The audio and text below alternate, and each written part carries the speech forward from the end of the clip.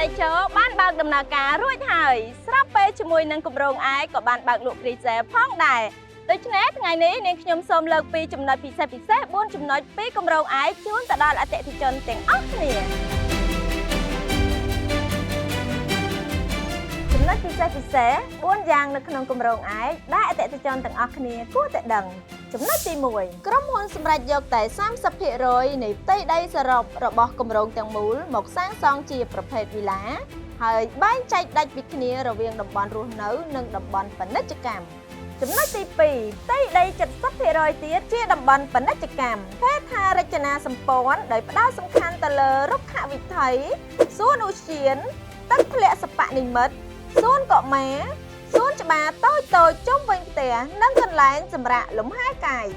ចំណុចទី3គ្រប់ប្រភេទផ្ទះទាំងអស់រចនាម៉ូដថ្មីស្អាតពីក្នុងរហូតដល់ក្រៅមានពន្លឺនិងខ្យល់ចេញចូលគ្រប់គ្រាន់និងបន្ថែមជាមួយនឹងប្លង់សេ3សន្លឹកពេញជាប្រភេទវីឡាដែលមានរបងដែលធ្វើឲ្យការរស់នៅរបស់លោកអ្នកទទួលបាននូវឯកជនភាពចំណុចទី4រវាងសួននិងក្លឹបហាត់ប្រាណក្រុមហ៊ុនបានបែងចែកដាច់ពីគ្នា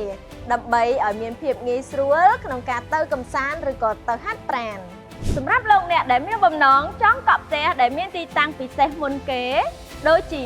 ទីតាំងក្បែរសួនក្បែរក្លឹបហាត់ប្រាណឬក៏ជាប្រភេទវីឡាកែងនោះលោកអ្នកនឹងទទួលបានការផ្ដល់ជូន 3+1 iPhone 17 Pro Max បានសាច់ប្រាក់រហូតដល់$4000និងសេវាថែទាំបរិយារយៈពេល1ឆ្នាំពេញបូករួមជាមួយនឹងការបង់ប្រាក់36ខែដោយគ្មានការប្រាក់សម្រាប់ព័ត៌មានបន្ថែមសូមអញ្ជើញមកការិយាល័យលក់របស់គម្រោងឯកដែលមានទីតាំងស្ថិតនៅតាមបណ្ដោយផ្លូវ60ម៉ែត្រឬទំនាក់ទំនងមកកាន់លេខទូរស័ព្ទ061 29 3